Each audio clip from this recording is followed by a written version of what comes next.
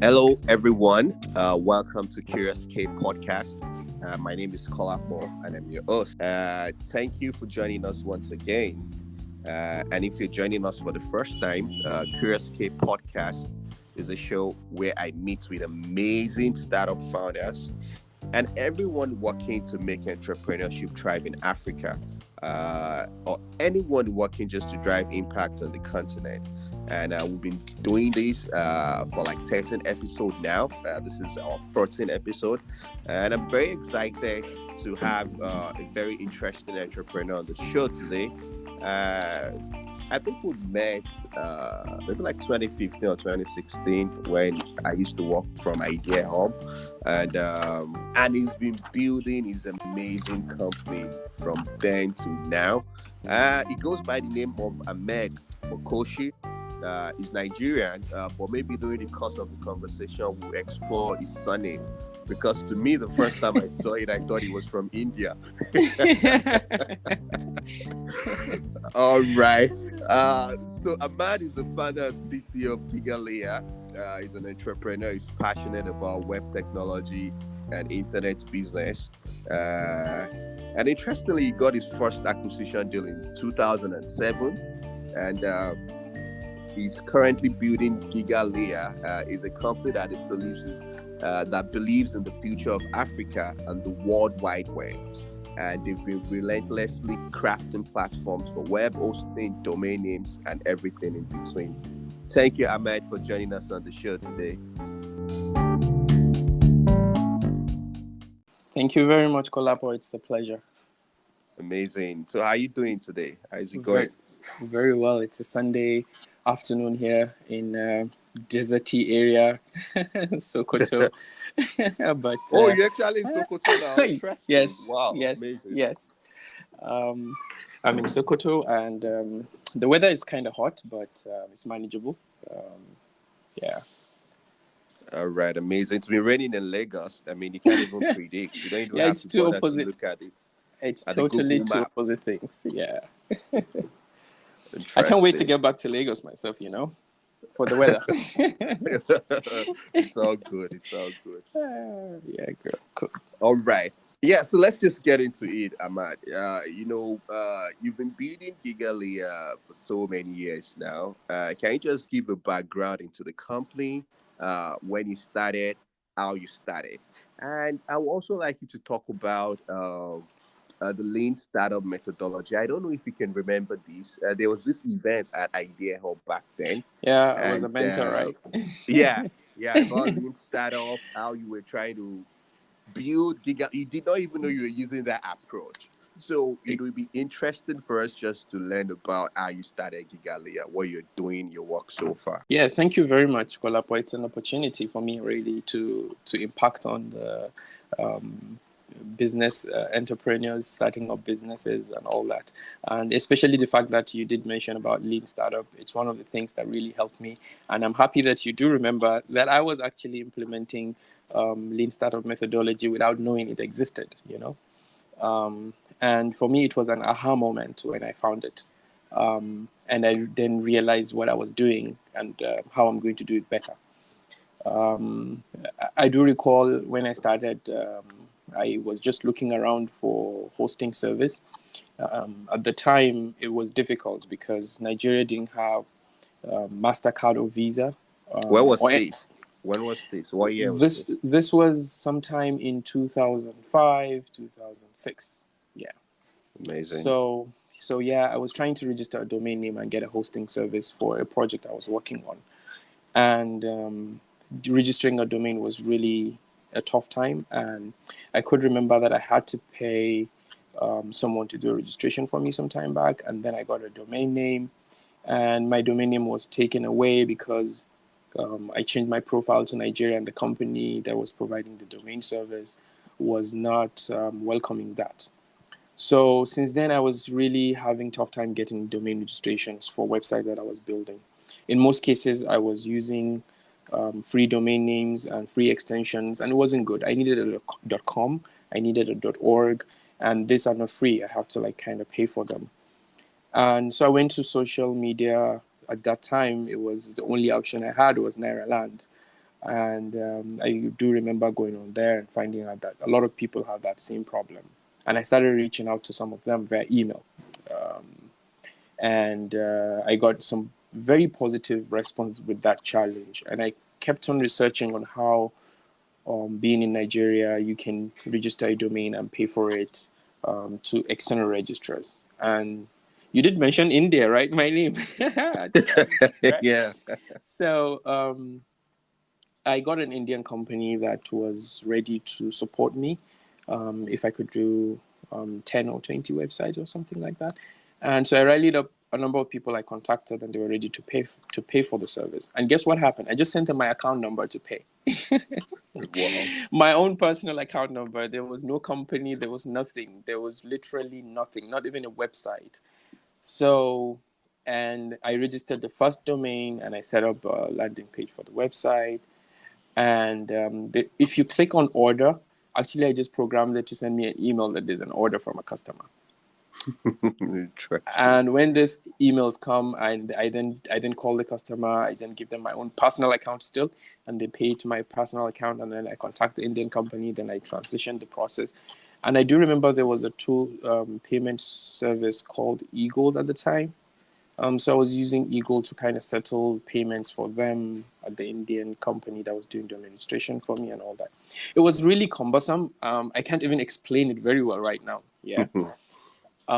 We've gone past that stage, but the good thing was I was able to identify the need in the market, and then I was able to validate my idea that there's a possibility of getting people who are willing to pay for the service.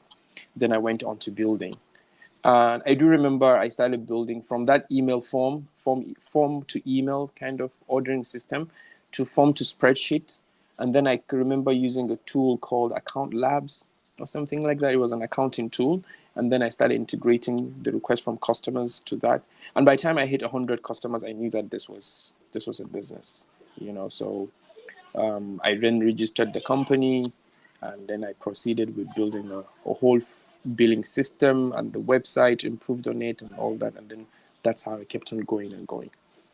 So yeah, it was a learning curve for me for lean startup, and I recommend that to every startup founder, to no matter what level you are. I mean, experience. I mean, even if you're experienced, it's good to always pass through your idea through the lean startup methodology. Yeah, and you got your first acquisition deal in 2007. How did that happen? I mean, were you still building the web hosting company, or what led to the acquisition? If you can just share that story with us. So prior to Gigalayer, my company was called Aimtech, and I was building multiple. I was just looking at problems and building solutions, right? So aside from the hosting business, I started working on some basic ideas that I pick up from online, and I see people's needs, and I started creating solutions for them. One of which was at the time, Facebook was one of the fastest growing social media network. It was already surpassing MySpace, and MySpace. Twitter was coming up and was also doing well. The new trend was timeline. And I do remember talking to the largest forum in Nigeria, which was Nairaland, sharing to see how we could collaborate and do something to build timeline kind of for the social media in Nigeria. And we started working though. At some point, I think the idea wasn't so clear to him, or something we didn't get along well. So I started building something on the side to just prove my concept, right? Hmm. And I built something called Yanable. It's combination of social networking and messaging service like Twitter. So what I did was a kind of a merger of Facebook and Twitter into one app. And that app was creating discussion boards that are 140 characters at the time, limited. And then you can create a thread, and people can join the thread, different areas, angles, in for example, development, programming, or you could do in marketing, or you could do in education or science, and different boards, and you can actually create as much boards as possible. And it was a very good moment for me because at the time Twitter and Facebook were just releasing their API. So what I did was I quickly grabbed those APIs and plugged them into the Yannable platform, meaning if you're on Yannable, you didn't need to go to Twitter. So if you write your Yans and you create a thread and people are joining, people on Twitter can also participate, or you can make your Yans move into Twitter. So it was a cross-border platform kind of a thing. I see.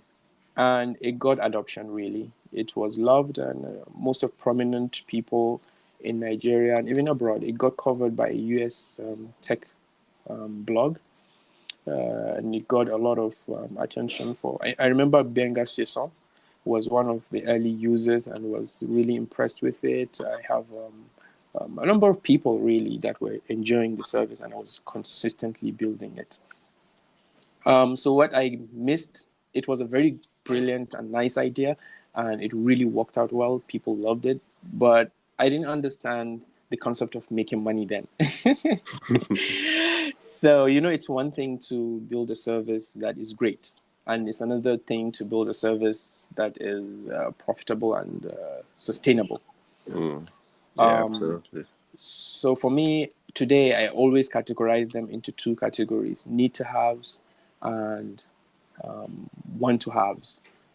So if the service is nice to have, really, not even need to have and nice to have.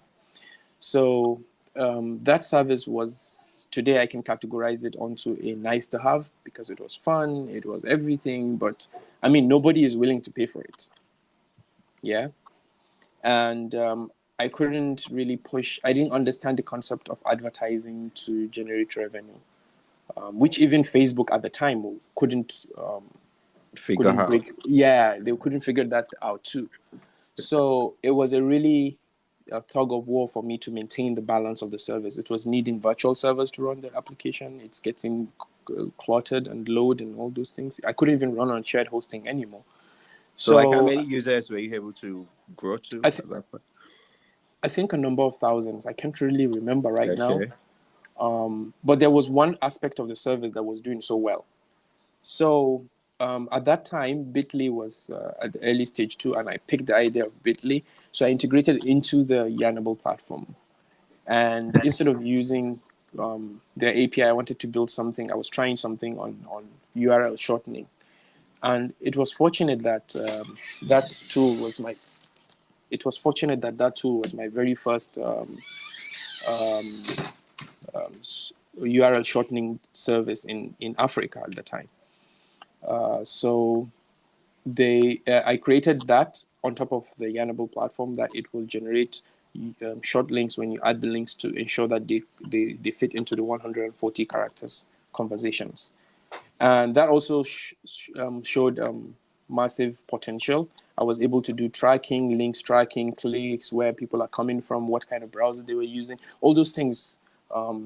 Cookies, right? Those things were not a big deal today. I mean, if you track people like that today, it's going to be GDPR issues, right? So I was literally building things regarding tracking and all that. And it was interesting.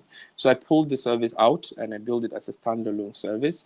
And I called it Yanme, which was a URL shortener, YRN.me at the time. I shut it down, though. But that URL shortener, before I shut down, did over 5 million hits. Wow, amazing. Yeah, it was doing very well. Hundreds of thousands of links were shortened when I opened it up, and I built an API for it, where if you have any blog or any service and you want to integrate shortening that will return statistics for you, you could actually just integrate, and you didn't need to build anything. Just integrate, and it will take the links, shorten them, and you can at any time query your links for statistics. So it was good. I also need to generate revenue for it. But at the time, I was getting really overwhelmed with everything. So I sold Yannable. That was my very first acquisition, which was in 2010. But was it to a local company in Nigeria? Yeah, local company in Abuja. Yeah. They were interested in the service because it was interesting, and They figured out some deal with, I think, Nokia at the time. They wanted to embed it as a mobile app into every Okay. Nokia device that ships to Nigeria. And they wanted to make it a very good platform for communication in the country. I don't know what happened, but we all know that even today Nokia is still struggling too. So they too couldn't take it to the next level, and I think they also shut down after 2 years or 3 years of operation. Well, So but you were able to cash out anyway. yeah. So for me, it was overwhelming, and I just needed some funds to move on to the next thing. And I thought my next thing was the URL shortener, actually. Okay. Because of the hits it made, over 5 million hits, I was generating a lot of data that was interesting, and I could continue to expand on the data that I was gathering. But also that was overwhelming at some point. I figured that that's also not going to generate revenue, right? But Bitly was doing well. I mean, they were getting people paying Yeah. top figures for their service. I wanted to do the same. I sampled some of the people using it. Would you be happy to pay? And most of them were like, no, you know? Yeah, I even sampled with some figures like affordable, like $1 a year kind of thing, or $10 a year. Which one would, like, they were not willing to pay at all for the service. So I just figured that if I pour funds into that, and things might still go south, you know. So I Yeah. just at some point I rendered it stealth mode, like you can continue to use the service, but you can't sign up again. And Okay. yeah, so I kept it like that for a while, for almost 3 years, 4 years. It was in stealth mode, and it was declining gradually until it gets to a flat area where I can just shut it down. Nobody's gonna complain. About it. So yeah, so that was what I did.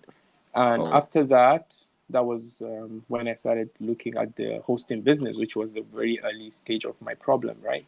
And I saw that people were still having that problem with the hosting. This time So around, were you building the hosting simultaneously with the yeah, Yanible? Was I was everything okay? honestly I was a ninja. I like that. I was building Yannable on the side. I was building Yanme on the side. I had AimTech running for the hosting service on the side. And not just those, I was even building a game, online game at the time. I was building a lot of things. I was just trying to figure out what works, A right? lot of experimentation, right? Yeah, lots of experimentation. And it was a lot of learning curve. And I was young then, you know, young and trendy. I could kill my nights coding and figuring out things. Not now with the family, you know, you can't you can't be doing that anymore. So that's how my early days started, and then I looked at the hosting business, and I see that there's still room for growth, and there's still even enterprise level needs for the hosting solution, and they're willing to pay, and right from the entry level to the advanced level, everyone is willing to pay. To pay. Yeah. And it's a subscription service, and it's something that people are willing to continue to expand and grow on top of, and continue to pay for. And I just kind of, it was a no-brainer, really. Let me just put it that way. It was a no-brainer that that's what I need to focus on. And the revenue is predictable, right? Yes, Because it's exactly. subscription based.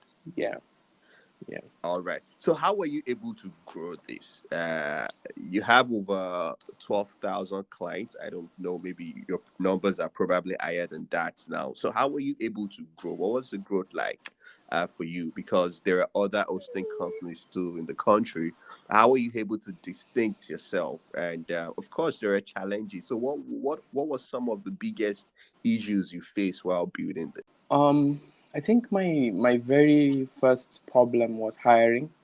Mm, When I started building, I was okay. I could code anything I want. I could do whatever I want, and I was doing almost jack of all trade. You know, I traded everything. I did everything. Like I could answer calls. I could do the support. I could do the development. I do the everything. Like I could do anything and everything. But as I started getting growth and number of customers started growing, I needed hands. And one of my difficult challenges was finding the right hand. So it was my very first difficulty.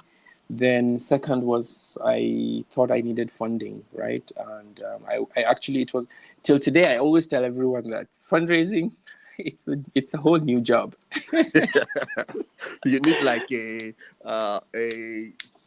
CFO, Chief Fundraising Officer, right? Honestly speaking, no founder or CEO should run into fundraising unless he is really ready for that, and you can actually assign enough time for that, because it's time consuming, it's boring, it's a boring process Mm. and very time consuming. In fact, for me, I had to just back out at some point. I do remember that I did my term sheet with some people, almost closed some deals, but at some point it just couldn't fly. Some people, some funding may not close. Some would close with you. Some would. It was it was really. I don't want to talk about it. It was really hard. And at some point, what I decided to do was like, oh heck, let me just go build this thing. Let me just go focus on building this thing. And I remember there was an article I read online. It really pushed my interest in getting in using my funds to run my company, right? And it was Okay. written by Basecamp. I think yeah. There's an article they wrote called Bootstrap and Proud, Bootstrap Profitable and Proud or something. And I looked at, I think they had a list of about 20 to 30 companies around the world that were able to build companies, top companies that never raised any funding. And that got me curious, right? Like, do we really need VCs? Do we really need seed and angels to really run? Can we liquidate our own assets and put our savings at risk? Put our life savings on the line, for the business.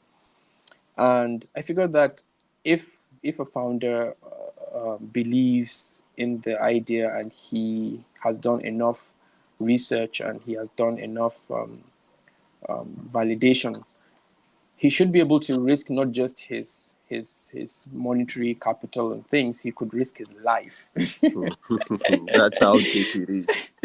Yeah, Jeff Bezos just joined the trip to his company, right? Yeah. To the space, right? That's how Elon Musk did the same thing with Big SpaceX, right? X. Yeah. He put all his savings into it.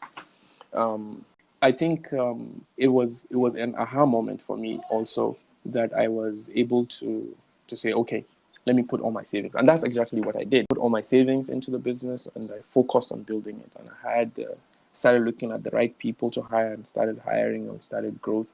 And I said one thing to myself, which still stands, but we are working towards breaking all that. I said, if I'm building a good product, I don't need to market it. It will market itself. And if my product cannot market itself, it's not good enough. So I stood with that for many years, actually, to ensure that, in fact, at some point we did a survey with all our customers, and over 80 something percent of them rated us as they are happy with the service, extremely happy with the service, and willing to refer other customers to us. I also did some tracking to ensure that how do we grow, and our biggest channel has always been word of mouth, a customer referring another customer, and another customer referring another one. So that's how we've grown to where we are today. All the 13,000 customers we have, getting closer to 15,000 now, we've grown through word of mouth. We've never had any billboards, any mass marketing, any advertising, things like that. You don't see that of Gigalayer anywhere, right? So that worked, and I feel it's still a great way to build a company. Right? Till today, I still believe the same. Yeah, yeah, sure. I think that's a great one. Another perspective or another way to see that is, some, I think, fair advantage, so to say, because you built something, you sold something, you have some savings, and there are quite a lot of people that don't have all these. All right. Mm-hmm. For Mm-hmm. example, we know a lot of people are unemployed, right? So people go to entrepreneurship not because they see opportunities, so to say.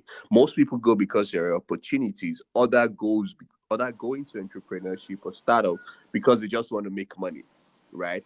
Because there Mm. is no job. Okay, what can I do? Let me start a business. Hey, startup sounds interesting. It's funky. Okay, let me do that. All right.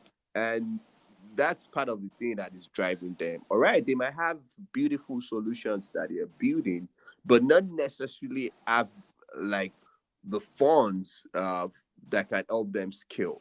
All right. So in that case, they will be positioned to look for investors' money to actually scale.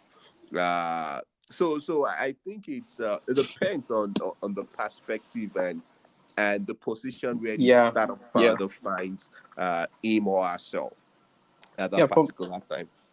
For me, I think I come from a school of thought that there's no right and wrong about it, right? There's just preference and what you think is best for your business or what you're doing. So I once was on a panel on a show that there was this conversation of whether fundraising is a necessity or not, whether businesses should go and raise money or they should go and build. And the answer to that is always, like you said, I had some advantages. Yeah, I had savings. And by the way, I also worked, right? I worked and I worked for almost 3 years before pulling out to focus on the business. And most of the time I was working, it was mostly savings rather. Yeah, And so it's a thing that you have to really build your own path, identify your path, define how it's going to work out, and then go for it. For some, it's best to just pick up the idea, make sure that you do the validation, and you go raise the funds from other people who can also give you. In my own case, what I wanted with investors was mostly to get another thought, another opinion in the business, another guidance. So I didn't want just money from my investors. And I recommend the same for people, right? It shouldn't be just the money alone, right? You should put people in your business that can see the business succeed, not just give money for the business.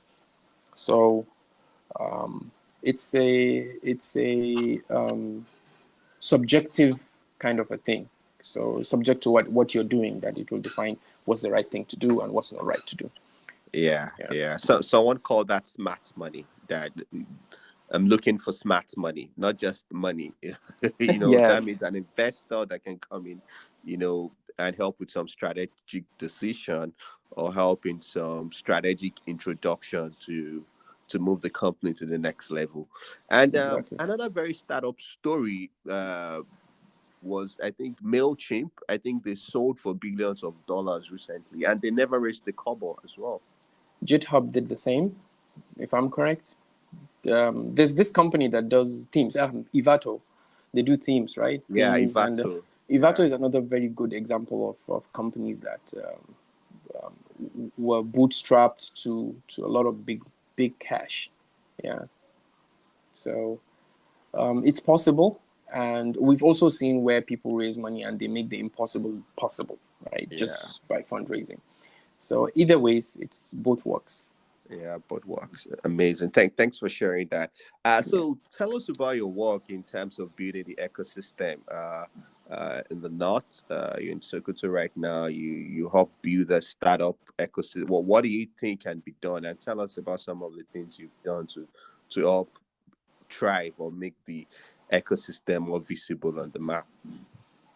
Yeah. So I've been working not just for Sokoto. I've been to most areas in the east and in the north here too. Um, Sokoto, for example, I'm a member of Startup Sokoto and also an advisor to the team. They have also Caliphate Tech Community, which they're working on a number of ideas and business strategies for improving the tech ecosystem in Sokoto State. And both groups I fully participate into. And I've been to Abia State tech community as well. There's a hub there that I visit as often as I can. I've been to Uyo. There's also a hub there that I participate into their programs and events and to support upcoming startup founders and all that. So I've been working really as much as I can all across. I've been to Jos as well, still the north rather. I've been in Lagos too. I've been doing my best where I can, how I can. So it's a continuous journey, I believe, and we all have to hold hands to get there. Like support the ones that need support, push the ones that need pushing, advise the ones who are going off the lane, and eventually we all get to the green land. Yeah, Together. that's the goal. Yeah. So tell us about where you see Gigalayer, yeah, in the next couple of years. I think you've also done some acquisition as well. Gigalayer, you acquired some other companies doing web hosting, if I'm right. Yeah. Yeah. So tell us about that and tell us about your plans for the future. Where do you see Gigalayer 5, 10 years down the line? And what would you like to also tell us as we round up? Okay. So we've done acquisitions in both ways. Mergers and standalone acquisitions. Like for some companies, we just shut down most of them. Okay. Yeah, we had parallel acquisitions that run for for a while, and today we've really combined them into one as Gigalayer. The largest we did recently is the Russian company that we acquired, Hub 8, which was operating across Africa, Ghana, Nigeria, Kenya, South Africa, and it made us expand across borders, which was a good thing for us. We had to really re-strategize the entire operations and entire system to meet that responsibility. So, and what we see right now in the future for Gigalayer is to be a reliable top brand for cloud solutions that enterprises, mid-range businesses, and even early-stage startup founders can rely on for their cloud solutions. Internet solutions like domain names, email solutions, virtual servers, dedicated servers. And this is what we've been doing for years now. And it's been great for the companies that we've been serving. Thank you, Ahmad, for being on the show. It's great to have you on the show. I just learned more about what you're doing, Gigalayer, how you started. Thank you once again for being on the show today. Thank you very much. It's a pleasure, Kolabo. I really love this show, and I want to add one more comment. I'm a subscriber, and I really like speakers you bring in on board, and I really look forward to hearing more from entrepreneurs like me. I learn every day, and I recommend this podcast for every entrepreneur in Africa and the world at large, really. There's a lot to learn from each other. There's a lot to... Sometimes, this morning I was having a conversation at home here. Let me just use that as a closing thing. Sometimes you may have an opinion of something, but it's always based on your experience that opinion kind of define itself. So, for example, if we hear that someone is coming into a room, it is your relationship with that person or how you picture that person that would surface your thinking. So someone would think, oh, he's coming with all his distractions, or someone would say he's coming with a lot of luggage and baggage and things, or somebody would say, oh, he's going to come with a lot of nice stories. So it all depends on how your experience is that determines what you see. But if you work with others, it gives you the opportunity to see from another perspective. Like, for example, we just discussed this fundraising thing. Perhaps another entrepreneur tomorrow comes in and it's totally a new perspective other than what I'm thinking. Yeah, absolutely. It's a learning curve for everyone. So let's keep sharing, let's keep having these discussions, and let's go. Keep it up, Collabo.